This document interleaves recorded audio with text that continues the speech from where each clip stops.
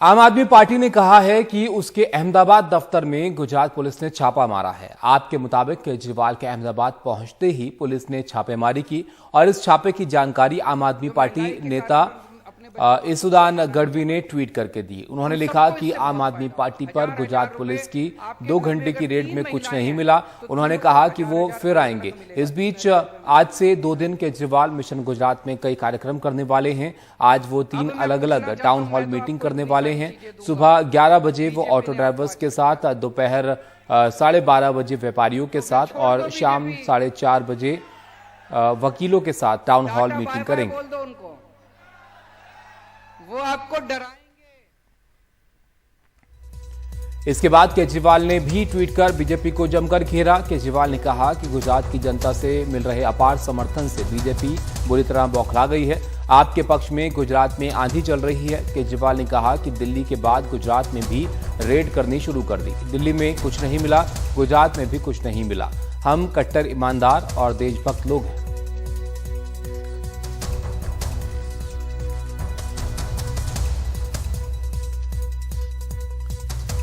राहुल गांधी के नेतृत्व में चल रही कांग्रेस की भारत जोड़ो यात्रा केरल में है और पद यात्रा केरल के नेमन से जो है वहां शुरू हुई और इस यात्रा में अच्छी खासी भीड़ भी नजर आई।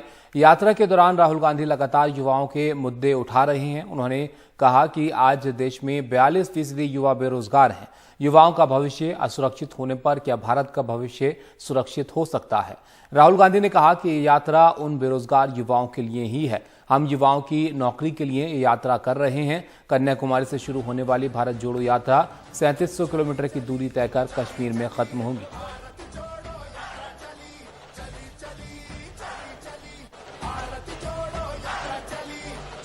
ये ताज़ा तस्वीरें हम आपको दिखा रहे हैं केरल के नेमन की, जहां पर ये भारत जोड़ो यात्रा फिलहाल मौजूद है। अगले कुछ दिन केरल में ही ये यात्रा रहेगी और इस यात्रा के दौरान आपको बताएं राहुल गांधी के साथ कांग्रेस के कई वरिष्ठ नेता भी हैं, कार्यकर्ता साथ में जुड़ते हैं और इस यात्रा के बीच में वो वहाँ के स्थानीय लोगों से भी मिलते हैं, स्थानीय मुद्दे भी उठाते हैं और लगातार राहुल गांधी जो है इस यात्रा के दौरान अपनी बात भी रख रहे हैं। उनका ये कहना है कि युवाओं का भविष्य जो है वो असुरक्षित है। नौकरी को लेकर जो है वो यात्रा कर रहे हैं और भारत का भविष्य सुरक्षित तब हो सकता है जब युवाओं को नौकरी मिले।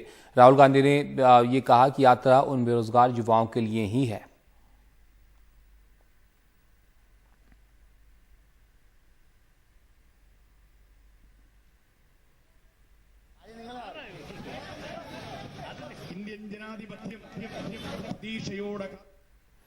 उधर गुलाम नबी आजाद ने बारामूला की एक जनसभा में बड़ी बेबाकी से फिर से 370 लागू किए जाने को लेकर बयान दिया।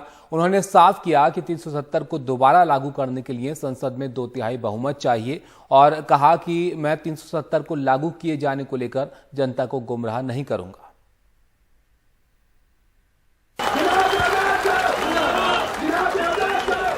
गुलाम नबी आजाद ने कश्मीर घाटी में अपनी नई राजनीतिक पारी की शुरुआत सीधी बात करते हुए की है।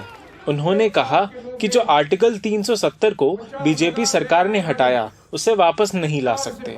उत्तरी कश्मीर के बारामूला में अपनी पहली रैली में आजाद ने घाटी के क्षेत्रीय दलों पर निशाना साधा और कहा कि वो लोगों को आर्टिकल 370 की वापसी के नाम पर गुमराह कर रहे हैं।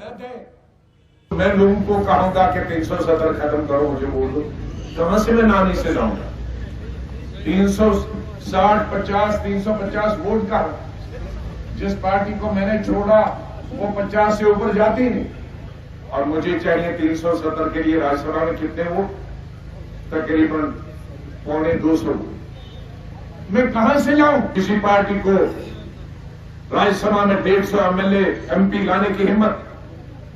बताओ, अब मैं झूठ बोलता हूं, वो झूठ बोलता।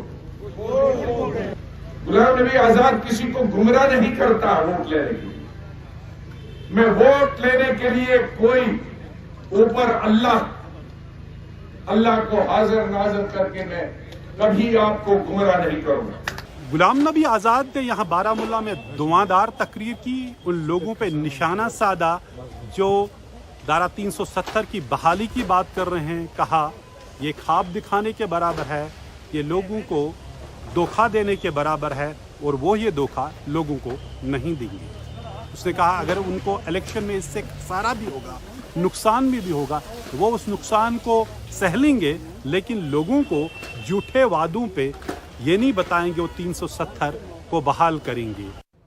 गुलाम नबी आजाद ने अगले 10 दिनों में अपनी पार्टी के घोषणा की बात कही है। उन्होंने कहा कि वो राजनीतिक शोषण के खिलाफ लड़ेंगे, जिसकी वजह से 1 लाख लोगों की जान गई है। गुलाम नबी आजाद ने अपनी पार्टी का एजेंडा सबके सामने रखा है, जिसमें जम्मू कश्मीर को फिर से राज्य का दर्जा, घाटी के लोगों के नौकरियों और जमीन की बात है। मैं वोट लेने के लिए कोई ऊपर अल्लाह को हाजिर नाजिर करके मैं कभी आपको गुमराह नहीं करूंगा।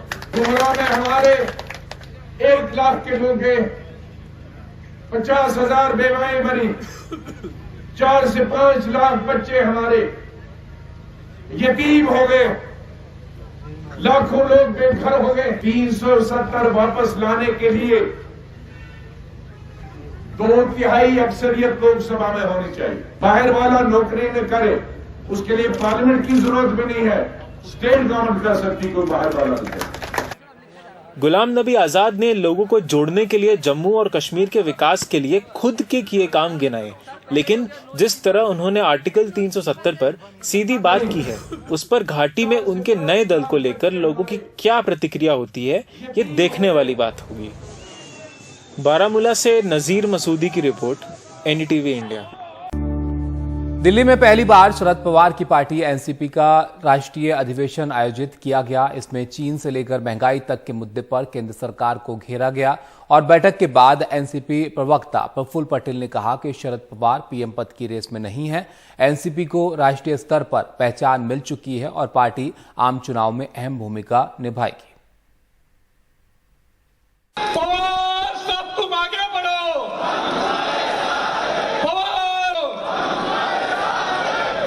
पहली बार दिल्ली में राष्ट्रवादी कांग्रेस पार्टी यानी एनसीपी का 8वां राष्ट्रीय अधिवेशन।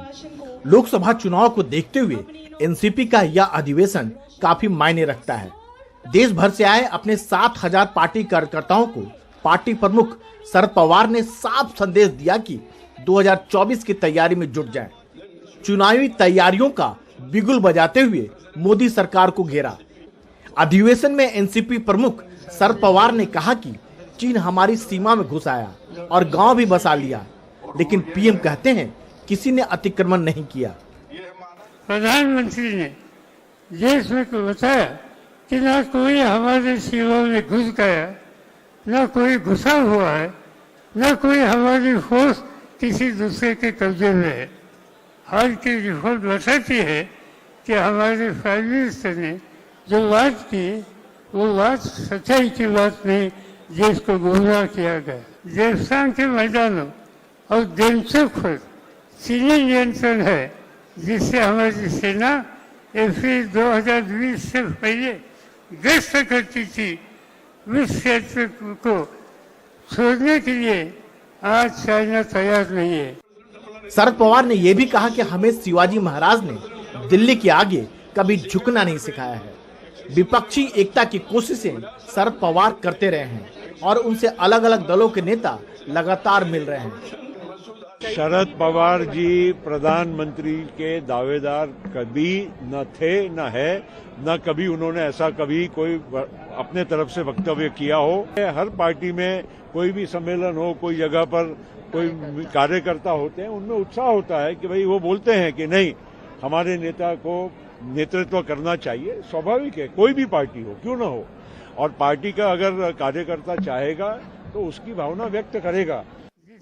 पवार ने पार्टी नेताओं से अपील की कि वो बीजेपी के खिलाफ समान विचारधारा वाले पार्टी के साथ मिलकर आंदोलन करें। साफ है 2024 से पहले विपक्ष को एकजुट करने की कोशिशें जारी है। अब इसमें कितनी सफलता मिलेगी ये कहना फिलहाल मुश्किल है। राष्ट्रवादी कांग्रेस पार्टी का दिल्ली में राष्ट्रीय अधिवेशन। राष्ट्रवादी कांग्रेस के प्रमुख शरद पवार ने सीधे केंद्र सरकार पर निशाना साधा। न केवल चीन को लेकर घेरा, बल्कि कहा कि विपक्ष को मिलकर मुकाबला करना चाहिए। लड़ाई 2024 की है और उसकी तैयारी दिखनी शुरू हो गई है। नई दिल्ली में कैमरामैन मुरसलीन के साथ राजीव रंजन, NDTV इंडिया।